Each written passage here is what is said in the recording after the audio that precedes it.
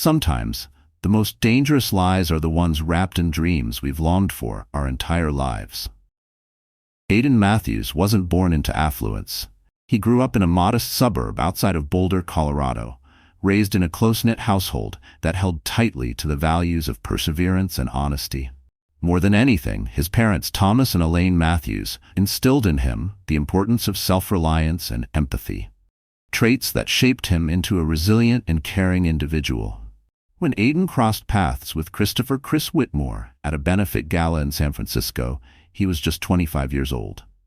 Chris, 15 years his senior, was already a self-made millionaire, widely respected in the investment world for his remarkable ability to anticipate market trends. From their first conversation, Aiden was captivated by Chris's confidence and the aura of success he exuded. It all felt like something out of a fairy tale for a young man with big dreams from a small town.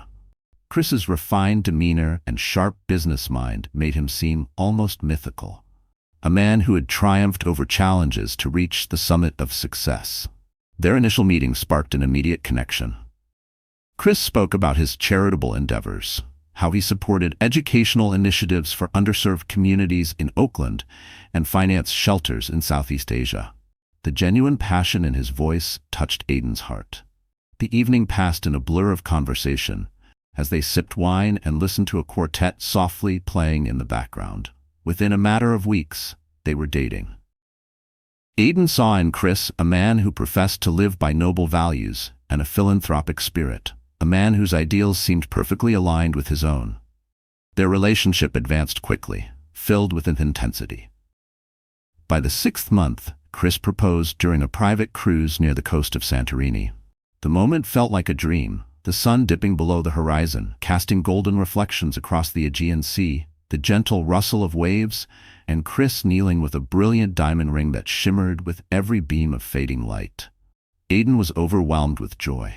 He said yes without a second thought, believing he was stepping into the life he had always envisioned, one built on purpose, compassion, and authentic love.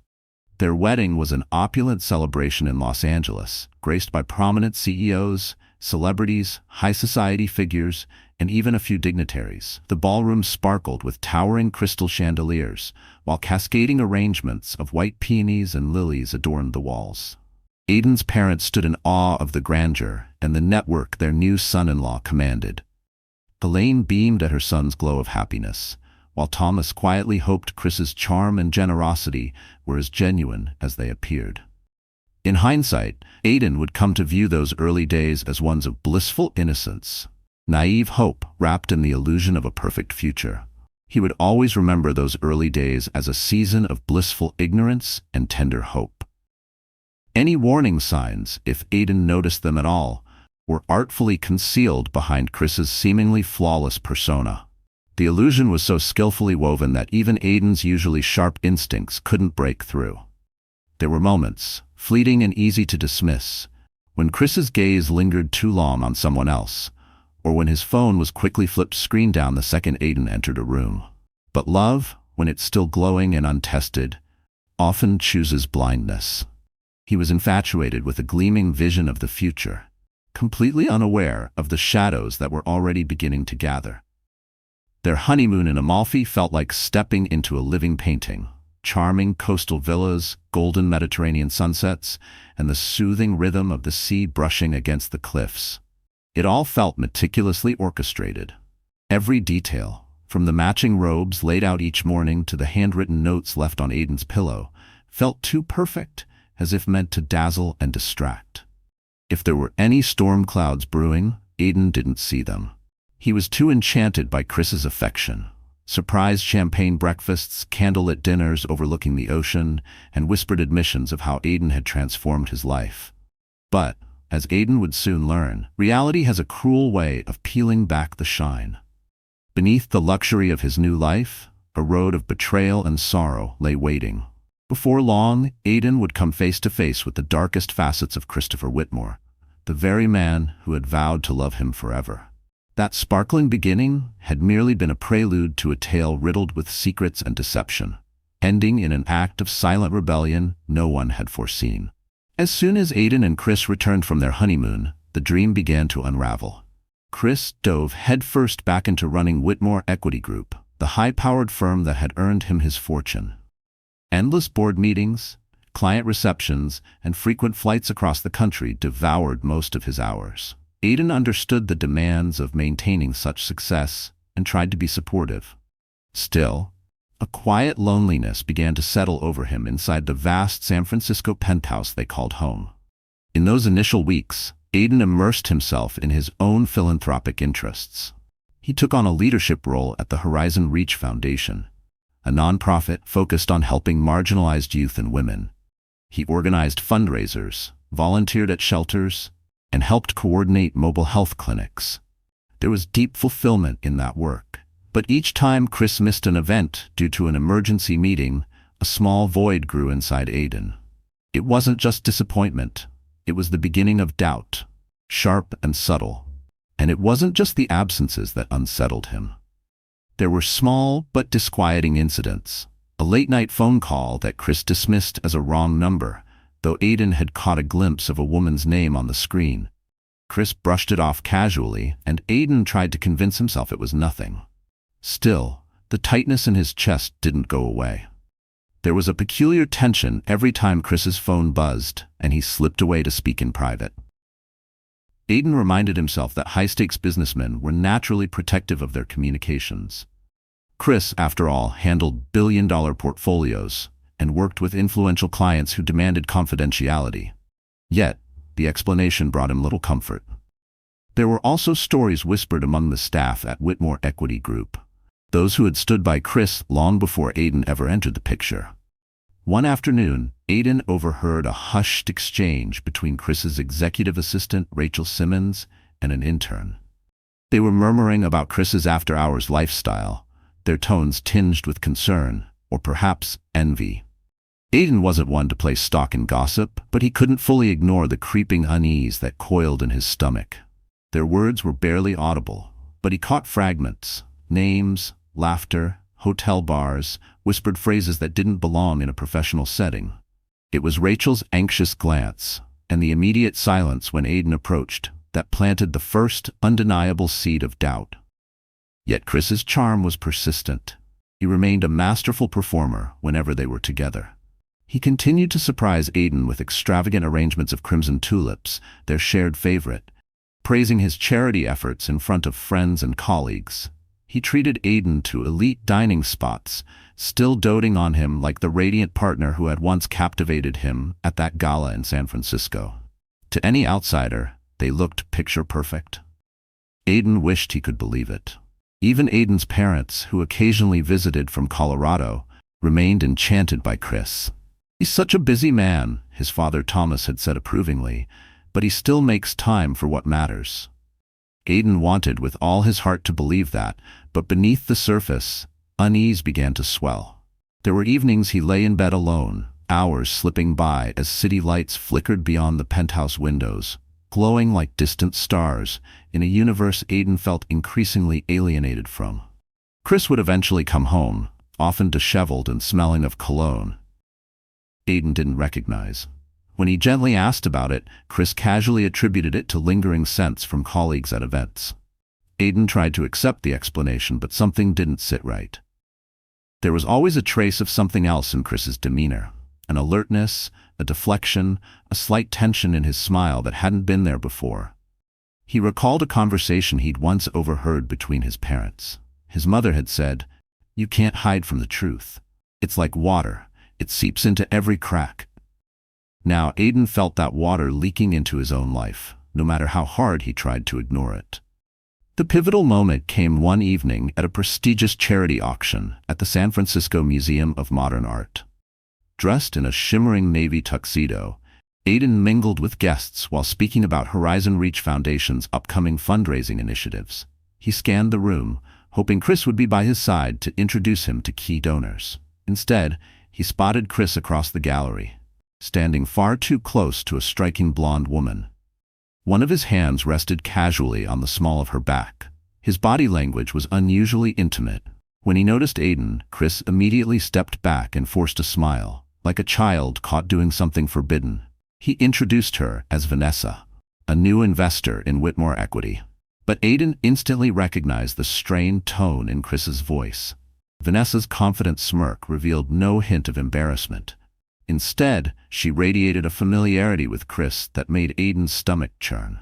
She didn't look surprised to see Aiden, only slightly amused, as if she already knew exactly who he was. That night he lay in bed, replaying the moment over and over in his mind. He wanted so badly to believe in his husband, to trust that Vanessa's presence was purely business. But the memory of Chris's hand resting on her waist and the way they had murmured to one another lingered like a shadow. The image of Chris's hand resting lightly on Vanessa's waist and the hushed exchange they had shared haunted Aiden like a ghost that refused to leave. The illusion of perfection that once surrounded their life began to fracture, and Aiden knew deep down he couldn't keep pretending forever. Still, he clung tightly to hope. He was still adjusting to life as the spouse of a millionaire. Maybe, he told himself, Chris was just naturally charismatic, charming potential investors the way politicians often did with donors. After all, Chris's allure had always been part of his professional success. But as the weeks wore on, strange events began piling up. Aiden's anxiety grew. Chris started showering him with lavish gifts: platinum cufflinks, a limited edition designer bag from Paris, and bespoke shoes flown in directly from Milan. Though Aiden thanked him graciously, the gifts began to feel transactional, like bribes to divert his attention rather than gestures of affection. He couldn't shake the feeling that Chris was trying to buy silence, or at least distract him from something lurking beneath the surface. Adding to his suspicion was the sudden appearance of a new addition to the household staff. Chris had hired someone named Elias Rourke as their personal chef, insisting it was time they embraced a lifestyle that reflected their status. Yet from the start, something about Elias's presence unsettled Aiden. Chris seemed to avoid eye contact with the man, and Elias himself appeared overly eager to please, his politeness bordering on anxious overcompensation. Aiden noticed it but said nothing, simply filing the moment away in his mind, unsure if it meant anything yet. Meanwhile, Aiden's involvement with the Horizon Reach Foundation expanded rapidly. He formed new alliances and organized several major charity galas. He became especially devoted to a scholarship program aimed at supporting pregnant teens, offering them access to education and vocational training. The mission struck a personal chord with him, perhaps because of the increasing turmoil he was experiencing in his own relationship. The foundation became a safe harbor, a place of purpose amid the emotional chaos he was navigating at home. Then, one evening, about 3 months after the charity gala incident, Chris's behavior abruptly shifted. He returned home earlier than usual, his expression softer than it had been in weeks. Without a word, he entered the bedroom where Aiden sat reading. Chris gently took his hand. His voice wavered slightly as he spoke. "I know I've been distant, Aid. I'm sorry. Things have just been a lot lately with work. But I need you to know, I love you." The sincerity in Chris's voice caught Aiden off guard. Tears welled in his eyes, and for a moment, he let himself believe. Maybe he had overthought everything. Maybe the stress from Chris's career had simply overwhelmed them both. She let herself sink into the moment, wrapping her arms around Chris. For a few quiet minutes, the tension between them evaporated, and they simply existed together in the stillness of their penthouse bedroom. The next morning, Aiden woke alone in bed. On Chris's pillow lay a handwritten note, something he almost never did. "Gone for an urgent meeting in Seattle. Back soon. I love you." Aiden smiled faintly at the gesture, touched by the unexpected effort, but his instincts urged caution. A few days later, while in the middle of a strategy session at the Horizon Reach Foundation, a wave of nausea crashed over him. He excused himself and barely made it to the restroom. Dizzy and shaken, he composed himself and returned to the meeting, assuming it was just the flu. But the nausea persisted. After several more days of unease, Aiden scheduled a checkup. The doctor confirmed he was approximately 7 weeks pregnant. His heart surged with joy, tempered with apprehension. He chose to keep the pregnancy private until he was certain everything was progressing normally.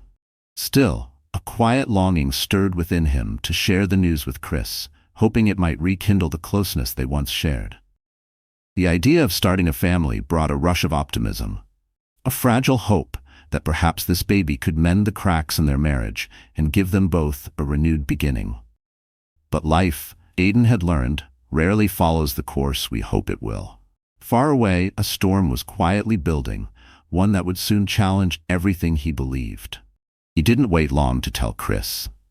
One weekend, shortly after Chris returned from a business trip to London, Aiden prepared a homemade dinner in their elegant dining space.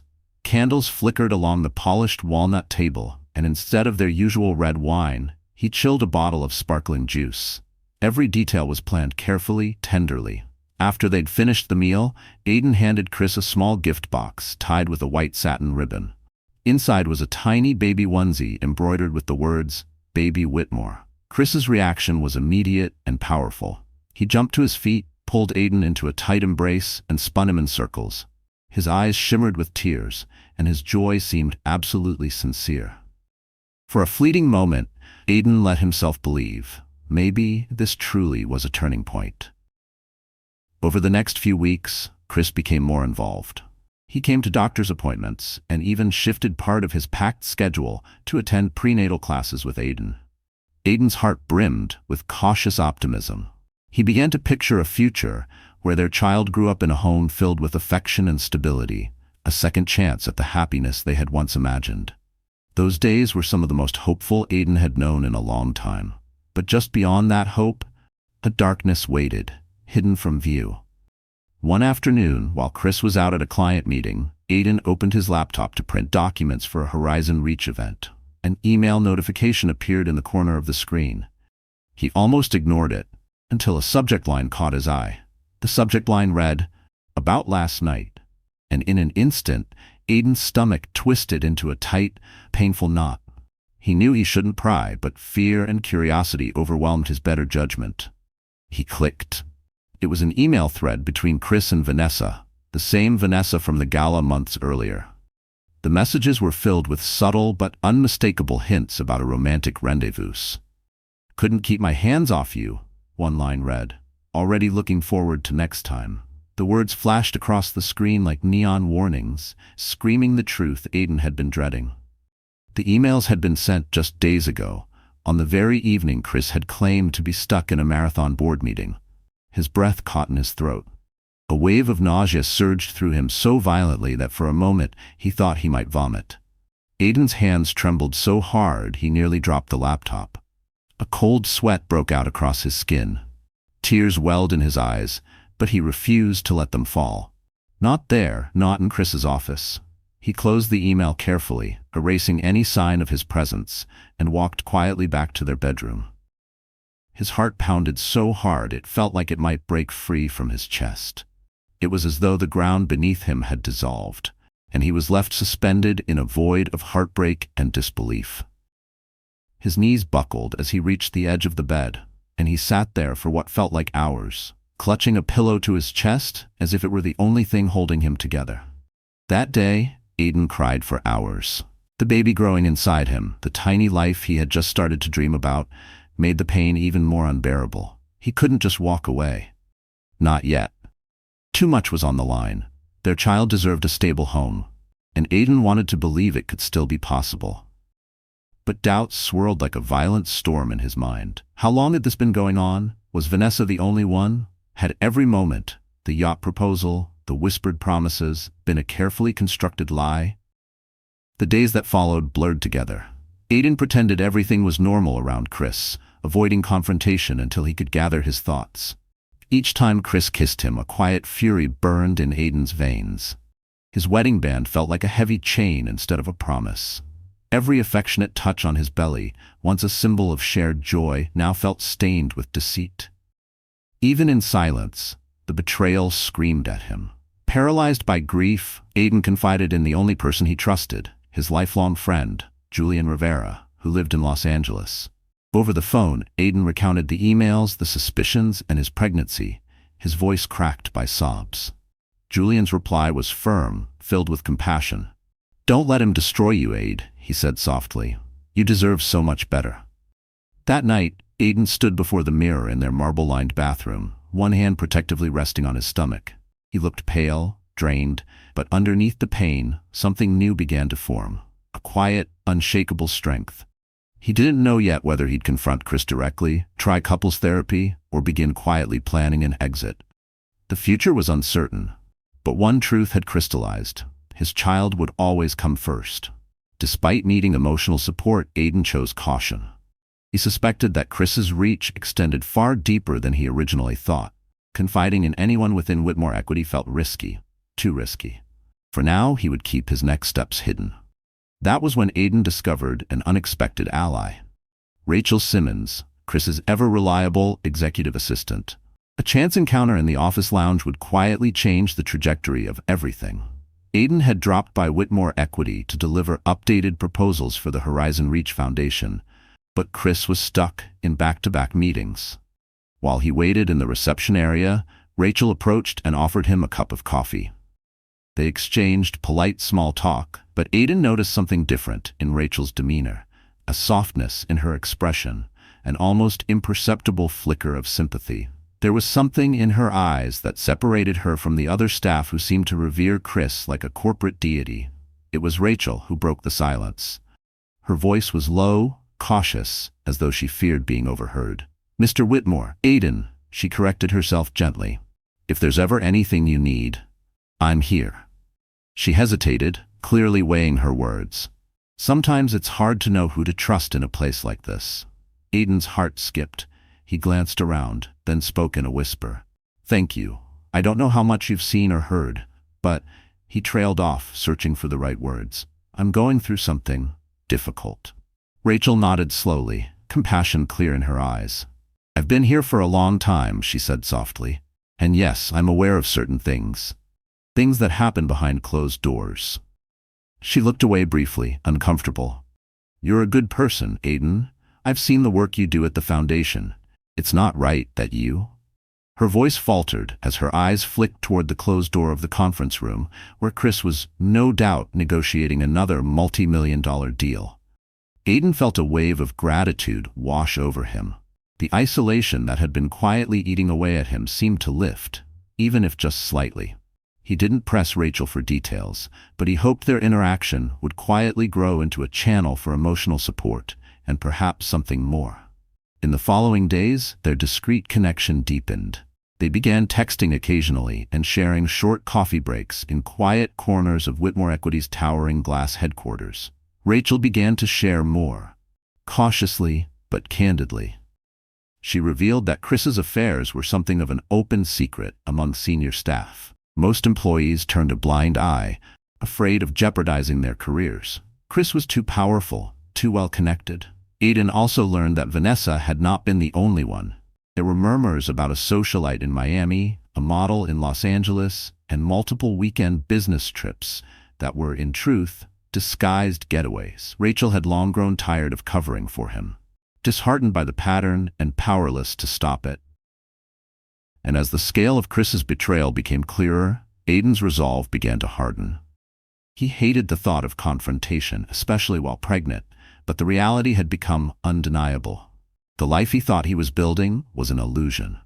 His heart ached, but his instincts as a future parent took over. He would protect the child he carried, not only emotionally, but financially as well. Aiden began discreetly collecting documents. Bank statements, property records, details on offshore accounts, anything he might need to secure a future for himself and the baby should he decide to leave. He knew the structure of Chris's financial empire was complicated, and if he didn't tread carefully, Chris could easily erase him from it all.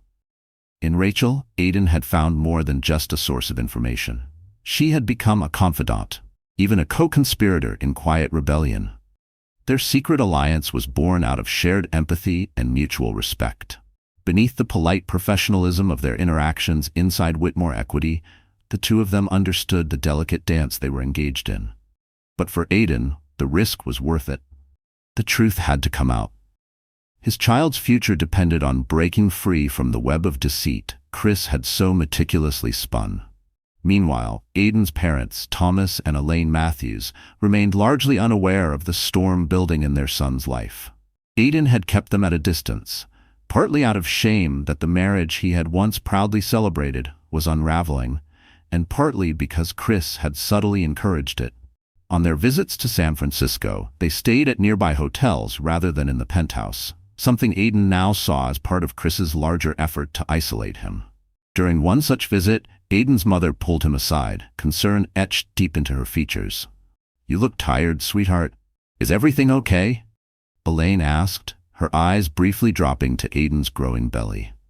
Aiden managed a practiced smile and blamed it on pregnancy fatigue. That same week, he went in for a routine prenatal appointment. Watching the soft flicker of the baby's heartbeat on the ultrasound screen, an overwhelming sense of responsibility surged through him. That tiny heartbeat represented everything. Aiden felt it in his bones. This child relied on him completely. The weight of Chris's betrayal pressed hard on his chest, but in that moment, he made a silent promise. His child would be shielded from chaos, no matter what. Still, the emotional toll was becoming harder to conceal. One evening, Aiden received an unexpected call from his father. Thomas's voice was tense. "Aiden, son, I just need to know if you're okay. Something doesn't feel right. Are you sure everything's fine?" Aiden's throat tightened. He wanted nothing more than to collapse into his father's love and confess everything. But the fear of pulling his parents into the heart of a toxic situation held him back. He gave vague reassurances, silently praying his father wouldn't dig deeper. But Thomas Matthews wasn't easily fooled. A few days later, he showed up unannounced at Whitmore Equity. Aiden was startled to find his father waiting in the lobby. He rushed over before Chris could appear.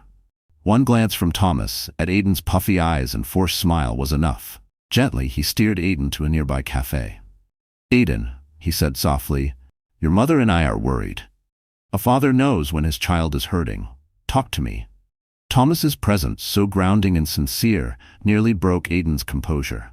Tears prickled at the corners of his eyes as he gripped the edge of the table. Still, Thomas remained calm but persistent. "Is Chris treating you right?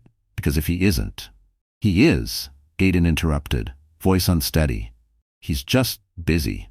He sipped his tea, hoping the motion would hide the tremble in his lips. "And there's just so much happening at the foundation. The pregnancy hormones don't exactly make it easier," Aiden said with a faint, brittle smile, trying to redirect the conversation. But Thomas's expression darkened with quiet paternal resolve. He placed a steady hand over Aiden's. "Your mother and I will always be here for you, no matter what." Aiden nodded, his vision blurring as he fought back the urge to break down. His throat tightened, and for a fleeting second, he nearly let it all spill. The betrayal, the emails, the dread that clawed at him every night. But he swallowed it back, burying the truth beneath a practiced composure. He knew he couldn't keep up the facade forever. Sooner or later, his parents would learn the truth, and it would devastate them. He was caught between the need to shield them from heartache and the desire for their strength and guidance. But for now, his immediate concern was Chris. The lies, the manipulation, it all felt like a tightening rope, inching closer around his neck. Every day, the emotional and mental burden of Chris's betrayal took a heavier toll. Aiden's sleep was restless, haunted by dreams of being imprisoned in a beautiful cage. He often woke up nauseous, his chest tight with panic, consumed by fears that the stress might harm the baby. There were moments, too many, when he stood frozen before the bathroom mirror, unable to recognize the person staring back at him. Aiden felt like a stranger in his own life. The sparkle in his eyes had dulled, the lightness in his step gone. Even his smile had become something borrowed, worn only in public. Amid the chaos, he poured himself into his work at Horizon Reach. He spearheaded new programs for single parents and expanded mental health support for pregnant teens. That mission, once professional, became deeply personal. Helping others gave him a flicker of purpose, a form of therapy. If he could help them rebuild their lives, maybe, just maybe, he could rebuild his own. Still, the gnawing feeling persisted. A confrontation with Chris was inevitable. And when it came, it would not be quiet. Everything, his marriage, his sense of self, his family's illusions, was unraveling faster than he could contain. Aiden braced for impact. The moment arrived sooner than he expected. Late one evening, Aiden sat alone in the living room, waiting for Chris to return from yet another dinner with clients. His fingers tapped anxiously on the edge of the armchair. He had reached his breaking point. Each tick of the clock scraped against his nerves. He couldn't take another night of lies. He didn't just want the truth, he needed it. When Chris finally walked in, his tie loosened, shirt collar askew, Aiden stood, his body trembling slightly. "We need to talk," he said, trying to keep his voice composed despite the tremor in his chest. Chris exhaled, tossing his jacket over a chair. "Can it wait until morning? I'm exhausted." "No," Aiden replied firmly. "It can't." He stepped closer, locking eyes with the man he used to trust. "I know about Vanessa. I know about the emails, the lies, everything." A stunned silence fell over the room, broken only by the low hum of the penthouse's central air. For a brief second, something like guilt flickered across Chris's face. But then it vanished, replaced by cold, sharp denial. "Aiden, you've misunderstood. Vanessa is a client. Those emails, you're blowing things out of proportion," Chris said coolly. Aiden's heartbreak gave way to raw anger. His voice shook, but his fury was unmistakable. "I've read the messages. I know it's more than business. You're cheating on me." Chris's demeanor hardened. "You're making a scene over nothing." He took a step toward Aiden, narrowing his eyes. "Were you snooping on my computer? That's a serious breach of trust, Aiden." A bitter laugh escaped Aiden's lips. "A breach of trust? From me? Do you even hear yourself?" He folded his arms across his chest, the only shield he had against the emotional onslaught. "I'm pregnant with your child. You were supposed to be my partner. But instead, you're out sleeping around." Chris's eyes darted away. For the briefest moment, shame flickered across his face, but it vanished almost instantly, replaced by indignant deflection. "I don't owe you an explanation. You're just stressed out. Hormonal. Let's talk when you've calmed down." The condescension in his voice was a slap sharper than any scream. The words hit Aiden like a slap. The dismissal of his pain as irrational or hormonal was beyond degrading. His cheeks flushed with rage and humiliation. "Don't you dare use my pregnancy as an excuse for your betrayal," he hissed, tears welling in his eyes. "Is Vanessa the only one, or are there others?" Chris didn't answer. He stood in silence, jaw clenched. But the silence was louder than words. It confirmed everything Aiden feared. A crushing weight descended between them. Aiden turned away, unable to bear the sight of him any longer. His hands trembled as he tried to calm his racing thoughts. In his mind, he imagined shattering every piece of glass in the room, screaming until the windows cracked. But rage wouldn't protect the baby. Strategy would. Part of him wanted to scream, to smash the glass coffee table, to force Chris to leave.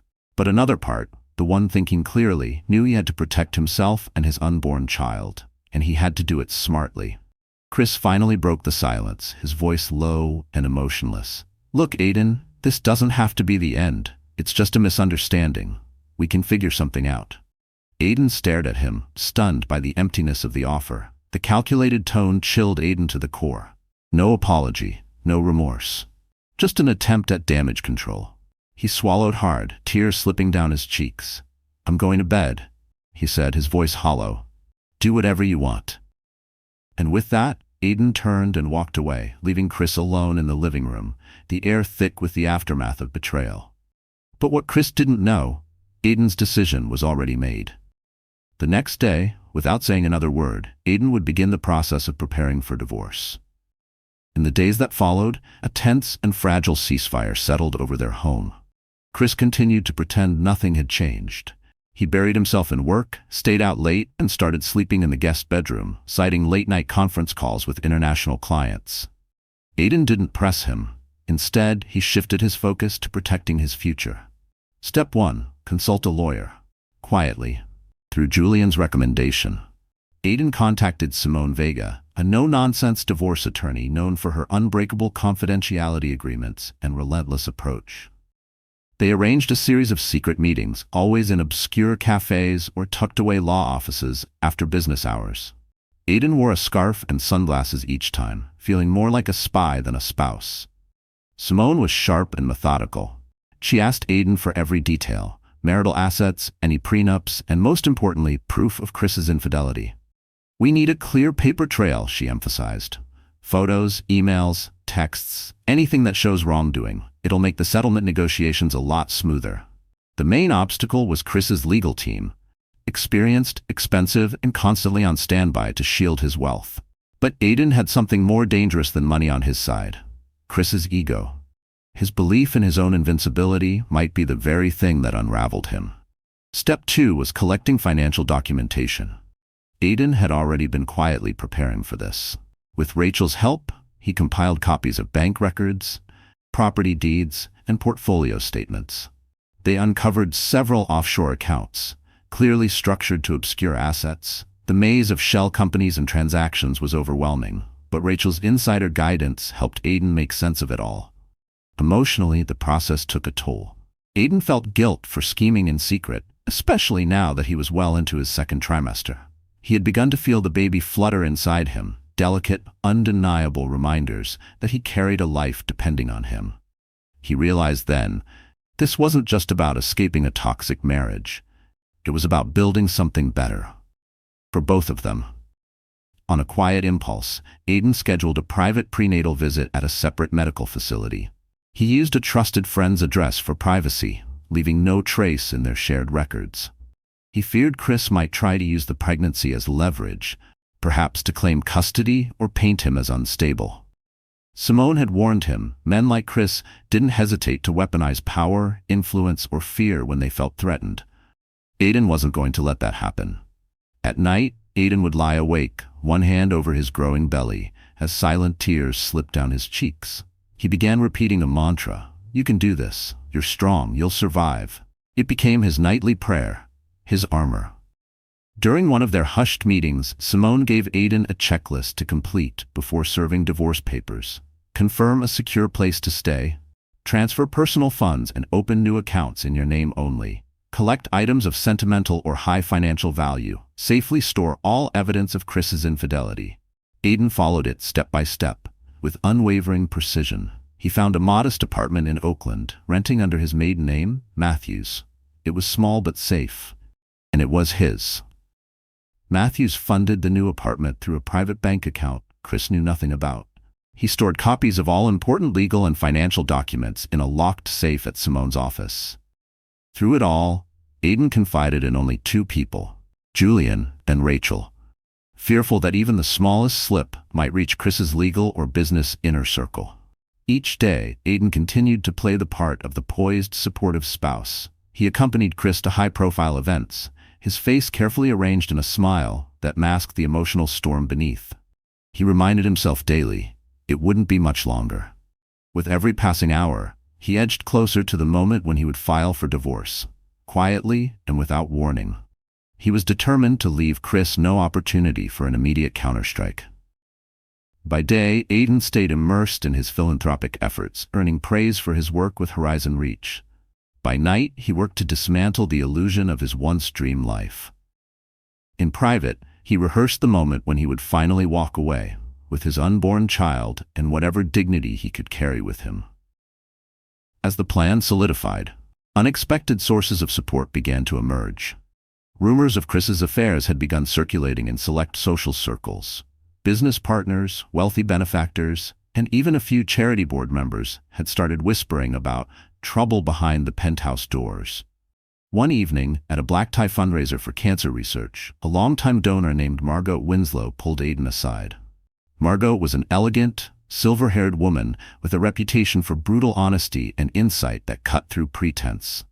With a look that said more than words, she asked, "Are you truly well, my dear?" Aiden immediately recognized it as more than small talk. It was an invitation to open up. He weighed his response, aware of every ear that might be listening. "I'm as well as I can be, considering," he answered carefully. Margot nodded knowingly. "I won't pry," she said gently. "But if you need someone to talk to, I've been through more than most imagine." She slipped a refined business card into Aiden's hand and gave it a gentle squeeze. "Heartbreak doesn't discriminate," she added quietly. Though Aiden didn't fully trust her, the exchange reminded him that not everyone in their elite social world was callous or hungry for gossip. Some understood his pain as something real, not just another scandal to dissect over cocktails. The thought gave him strength. But where there was sympathy, there were also adversaries. Chief among them, Chris's mother, a calculating woman named Evelyn Whitmore. From the moment of their wedding, Evelyn had been a quiet but constant thorn in Aiden's side. A widow, Evelyn had invested her life in grooming Chris to become the success he now was. instilling in him the ruthless ambition that had built his empire. She had never truly accepted Aiden, seeing him as an outsider unfit to grasp the magnitude of the Whitmore legacy. One afternoon, Evelyn showed up unannounced at the penthouse. She claimed the visit was simply to check on Aiden's pregnancy, but her pointed questions quickly revealed deeper motives. "So, my dear," she said, seating herself neatly on the edge of the sofa. "And when exactly is the due date?" Evelyn asked, her tone laced with feigned curiosity. "Are you sure you're taking all the proper precautions for the baby? Stress, it's never good for a child." Aiden immediately recognized the underlying threat. Her words weren't concern, they were warning. He suspected that Chris had shared something with his mother. Maybe not the full extent of their troubles, but enough to spark her disapproval. Evelyn's tone made it clear she held Aiden personally responsible for any tension in the marriage. For a moment, Aiden wondered if she knew about Vanessa and the other women, or if she simply chose to dismiss Chris's indiscretions as a man's nature. After all, Evelyn hadn't built her reputation by holding her son accountable. She had built it by protecting the family name at all costs. Steeling himself, Aiden replied evenly, refusing to rise to the bait. "Yes, I'm well aware of how important a calm environment is for the baby," he said, matching her cool gaze. "I take every precaution to ensure their well-being." Evelyn offered a polished, almost mocking smile. "Good. Any undue strain would be unfortunate." Her eyes scanned the penthouse, its curated artwork, custom furnishings, the world Chris had built. After all, the baby's future, and the Whitmore legacy, depend on stability. Her voice lowered slightly on the word legacy, as if she were issuing a veiled command, not stating a fact. The words hit Aiden like a shot across the bow. His pulse quickened, but he held his expression neutral. She was probing, testing him, looking for cracks. There was calculation behind every syllable she spoke, and a quiet implication that if Aiden jeopardized the legacy, he would find himself very much alone. And he knew. If Evelyn suspected a divorce was coming, she might step in to protect Chris's fortune at all costs. After she left, Aiden stood in silence, hands clenched, his body shaking with rage. How dare she reduce this pregnancy to a business calculation, an inheritance play? It was then that Aiden accepted the full weight of what he was facing. There would be no peaceful separation. Chris and his powerful family would fight to keep control of their image, their wealth, and their narrative. But Aiden wouldn't back down. Each passing day brought him closer to freedom. He was almost there. The morning he filed for divorce arrived quietly, deceptively calm. He woke before sunrise, heart pounding like a drumbeat beneath his ribs. Chris had flown out the night before for meetings in Chicago, confident enough in his control that he hadn't bothered to keep close tabs. Aiden dressed simply and comfortably, then packed a suitcase, his laptop, documents, prenatal vitamins, a few changes of clothes. Carefully, he removed his wedding ring and placed it on Chris's nightstand. The gold band felt cold in his palm, a hollow emblem of a broken promise. He didn't cry. Those tears had dried up weeks ago, replaced by the steel resolve of a parent protecting their child. At precisely 9 a.m., Aiden met Simone Vega in the law firm's private conference room. He signed the last page of the divorce petition. Simone placed a reassuring hand on his shoulder and offered a rare, warm smile. "I'll have him served by noon. Are you ready for what comes next?" Aiden drew in a slow breath. "Ready as I'll ever be." He left immediately for his apartment in Oakland, the lease signed under his maiden name. The apartment didn't have a name, just a unit number on the 3rd floor of a quiet building in Oakland. The walls were plain white, and most of the furniture had come from thrift stores. Still, it felt more like home than the gleaming penthouse ever had. Here, Aiden could finally breathe, no longer suffocated by Chris's looming dominance. By mid-afternoon, the flood began. Dozens of missed calls, voicemails, text messages. Aiden ignored them all. Rachel sent a quick message. Chris had stormed into the office after being served, the divorce papers clutched in his shaking hands. Furious, he had demanded to know who had helped Aiden. Security footage showed him slamming his fist into a conference table, shouting at stunned staff members. Aiden's phone buzzed again and again, but he silenced it, focusing instead on the slow rhythm of his breath and the life growing inside him. He thought about the baby, about the future he wanted to build. The chaos had only just begun, but for the first time in months, Aiden felt something like relief. He had finally taken a step toward reclaiming his life. Later, curiosity overcame him. He played one of Chris's voicemails. Chris's voice came through low, seething with fury. "Aiden, what the hell are you doing? This is insane. We can fix this. If you just come home. But if you think you're taking my child from me, you're dead wrong. I'll fight you with every resource I have. Call me back." Aiden deleted the message without a second thought. His jaw clenched. "Our child," he whispered to himself, "will not grow up surrounded by lies." He refused to be intimidated, even if the fear still pulsed in his chest. Chris had money, power, and ruthlessness on his side. Aiden had no illusions about the fight ahead. As the sun dipped below the horizon, one final notification came through. Chris's legal team had received the divorce petition. The process was officially underway. Aiden stood by the window of his apartment, staring out at the darkening sky. He thought about that day on the yacht. Chris on one knee in Santorini, the glittering waters, the dreams he once believed in. That felt like someone else's life now. His phone buzzed again. This time it was Julian, calling from Los Angeles. Aiden answered quietly. "It's done," he said. Tears finally spilled over. Julian spoke gently, words of comfort pouring through the line, but Aiden could barely register them. He was overcome by a wave of grief, relief, and quiet terror. But tonight, he could rest. He had taken back control of his life, his future, and his child's destiny. Tomorrow would bring legal warfare, emotional turmoil, and endless uncertainty. But Aiden Matthews was no longer the betrayed husband in a golden prison. He was a father-to-be who had walked away in silence, with his dignity intact. In the weeks that followed, Aiden's quiet departure turned into a high-stakes legal chess match. Chris's attorneys came out swinging, flooding Simone Vega's office with motions to contest the divorce, to challenge custody, to demand Aiden return to the marital home. They painted him as manipulative, a gold digger who'd trapped Chris in marriage and was now exploiting his pregnancy out of vengeance. But Aiden had anticipated this. Every step had been calculated during his meetings with Simone. At Simone's office, they meticulously reviewed every piece of evidence Aiden had compiled against Chris. Together, they cross-referenced timestamps on flirtatious emails, tracked suspicious travel expenses through bank statements, and documented Rachel's testimony confirming multiple extramarital affairs. It wasn't about embarrassing Chris. It was about preemptively dismantling any legal argument that Aiden was acting out of spite or instability.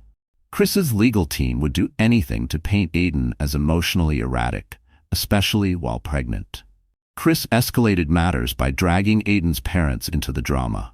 He contacted Thomas and Elaine, insisting Aiden was mentally unwell, blaming everything on pregnancy hormones, and claiming he was making dangerous decisions that put their future grandchild at risk.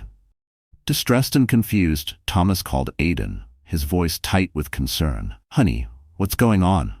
It pained Aiden to hear the desperation in his father's voice.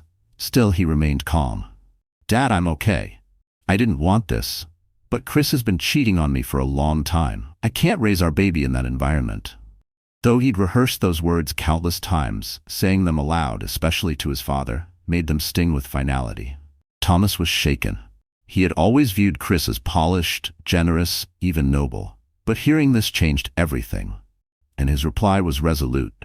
"Your mother and we're behind you, always." Meanwhile, Evelyn Whitmore launched her own subtle campaign, sowing doubts at charity galas and dinner parties. She whispered that Aiden was unstable, ungrateful, that Chris had given him a life of luxury he never appreciated. She portrayed Aiden as dramatic, emotional, unfit. The more Evelyn spoke, the more Aiden saw how deeply toxic the Whitmore family dynamic was. And for the first time, he thanked the stars he had broken free, no matter how high the cost. Then came a chilling message from an unknown number. "Watch your step. Chris is not your only enemy." Aiden's blood ran cold. Simone urged caution, believing it could be intimidation from someone inside Chris's circle. Aiden filed a police report, but without a clear source, there was little they could do.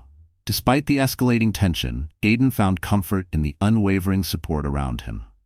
Julian flew in from Los Angeles to attend a preliminary hearing, sitting silently beside Aiden as a pillar of strength. Rachel, ever careful, provided crucial internal documents from Whitmore Equity that revealed Chris had billed romantic trips as corporate retreats. And Margot Winslow quietly used her social influence to counter Evelyn's narrative, spreading the truth about Chris's infidelity where it mattered. As the legal battle wore on, Aiden's pregnancy progressed. He went to weekly prenatal appointments, mindful of how stress could affect the baby. He practiced deep breathing, meditation, anything to steady his nerves. Late one night, he sat at his kitchen table, staring at the stack of legal documents. His belly had rounded noticeably. At that moment, Aiden felt a gentle kick, a reminder that amid all the legal warfare and emotional exhaustion, he was still carrying a precious life. "We'll make it through," he whispered, rubbing his belly. It was both a promise to his child and a vow to himself. No matter how ugly the battle got, he would not falter. Their future depended on his unwavering resolve to stand firm against Chris and the empire he wielded like a weapon. As the final court hearing approached, Aiden prepared for what felt like a life-or-death chess match. Chris's legal team launched a wave of accusations, painting Aiden as an unstable parent-to-be who had fled the marital home without reason. But Simone Vega met every claim with cold, irrefutable facts. Emails, hotel receipts, and sworn statements from Rachel, who had finally come forward, unable to tolerate the lies any longer. The presiding judge, Justice Erin Langford, was known for her no-nonsense focus on evidence rather than courtroom theatrics. With every new revelation of Chris's misconduct, his once bulletproof image began to crack. What started as subtle tension in his jaw turned into outbursts, mumbled objections, and darting eyes every time Aiden's legal team presented fresh proof. He grew visibly agitated during hearings. Privately, the investigator Aiden had hired unveiled even more damning proof. Photos of Chris vacationing with multiple companions at luxury resorts, all billed to Whitmore Equity's expense accounts. Chris's legal team tried to pass them off as business hospitality, but the timestamps and patterns told another story. Worse still, the board at Whitmore Equity had started whispering about removing Chris as CEO. His personal scandals were beginning to cast a long shadow over the company's reputation and its stock price. By the second week of proceedings, several media outlets had caught wind of the courtroom drama. Headlines hinted at misuse of corporate funds and infidelity. Investors grew nervous. Shareholders demanded answers. Rumors spread fast, emboldening Aiden's position in court as he fought for a fair settlement and sole custody of his unborn child. Then came a twist Aiden never expected. Vanessa, the woman he had once believed to be Chris's only mistress, reached out directly. Tearfully, she confessed that Chris had lied to her from the beginning, claiming his marriage to Aiden was already over. Now afraid and ashamed, she agreed to provide a sworn statement verifying Chris's deception and manipulation. Though the gesture stirred mixed emotions, Aiden accepted her testimony, knowing it could solidify the case and protect his child. As negotiations neared their end, Chris's attorneys pushed for a swift settlement to avoid further public fallout. With pressure mounting from his company's board and the looming threat of media exposure, Chris understood the risk of losing everything. In a final conference room meeting, Aiden sat across from the man he once believed would be his forever. The room was quiet, tense. Chris made a last-ditch plea. "We can still be a family." But Aiden didn't flinch. "You ended that the moment you chose deceit." In the end, Chris relented. He signed an agreement that granted Aiden a substantial financial settlement, full physical custody, and a structured visitation schedule. With that signature, the marriage Chris had carelessly sabotaged came to an official end. Aiden rose from his seat, documents in hand, and left the building. Aiden didn't feel victorious, just numb. His thoughts had already moved beyond the courtroom, focusing instead on the future, on preparing for the birth of his child and building a peaceful life free from deceit. That new chapter began with the birth of his daughter, whom he named Hope. Surrounded by close friends and the love of family, Aiden felt an instant, soul-deep connection to the tiny life in his arms. Hope was a symbol of renewal, of survival, strength, and second chances. Chris arrived late, managing only a short visit the following day. Watching him hold their child stirred a swirl of emotion in Aiden, a mix of anger, sadness, and a fleeting hint of pity. But he allowed the visit, determined that Hope would never have to carry the burden of her parents' broken past. Not long after, Whitmore Equity announced a major leadership change. Chris was officially removed as CEO. Business outlets buzzed about the sudden shakeup, but Aiden didn't care to read the headlines. His days were now filled with midnight feedings, soft lullabies, and the quiet rhythm of new life. Each time he looked into Hope's innocent eyes, Aiden knew without a doubt he had done the right thing. No legal victory, no financial settlement could match the peace that now resided in his heart. He eventually settled into a small apartment in Oakland, modest but warm. Secondhand furniture, colorful cushions, and a crib tucked into a sunny corner of the room. It didn't have the luxury of his former life, but it had everything that truly mattered. Aiden's work with the Horizon Reach Foundation flourished. Fueled by his own experience, he poured his heart into supporting women and families caught in desperate situations. He had walked that road. He understood their fear, and now he was using his voice to help them rise. Chris's visitation requests came now and then, sporadic, impersonal. Aiden responded with calm detachment, prioritizing what mattered most: hope. In time, the pain faded. What remained was the rhythm of real life: diapers, doctor visits, and mornings filled with soft sunlight streaming into Hope's nursery. Aiden thought about his old dreams and smiled, realizing he was living a far better one.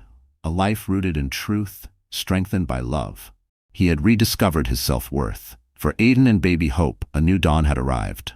Dear friend, life will test us in ways we never imagined, through betrayal, loss, and heartbreak. But as the Stoics taught us, it's not what happens to us, but how we respond, that defines our fate. Aiden didn't choose the storm, but he chose to stand in it with grace. He let go of illusions, embraced the truth, and in doing so, he reclaimed his peace. Not with grand gestures, but with small, quiet choices. Every diaper change, every sleepless night, every whispered lullaby for hope. That is resilience. That is strength.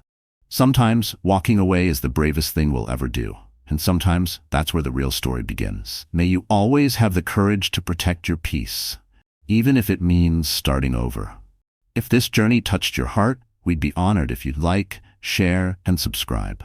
Your support helps us bring more stories like Aiden's into the world. Stories that remind us we're never alone.